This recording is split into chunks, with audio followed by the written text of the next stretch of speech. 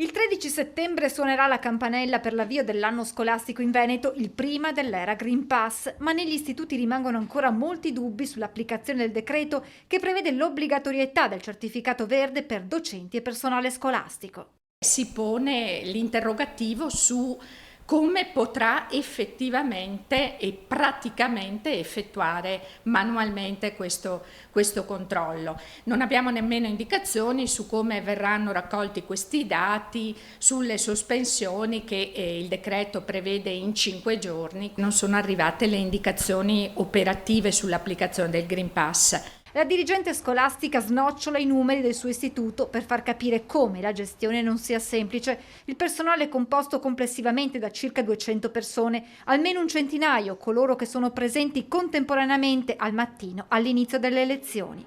Per le 8 di mattina io immagino mi servano 7-8 unità di personale che aiutano in questi controlli e devo trovare personale disponibile perché vanno incaricati, chiaramente sono operazioni complesse. Operazioni di controllo del Green Pass che andranno effettuate ogni mattina, non potendo verificare se il certificato ha una scadenza a lungo termine. Non potendo loro esibirci il Green Pass cartaceo non possiamo vedere la scadenza, pertanto l'operazione di passare questo scan, questa app che dice certificazione valida va fatta quotidianamente per tutti.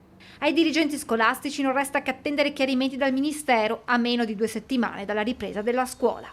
Quello che spero è una conferenza di servizio a breve, una circolare operativa a breve. Dal 1° settembre chi entrerà in questa scuola, personale dipendente, dovrà avere il Green Pass, a cominciare dal dirigente scolastico.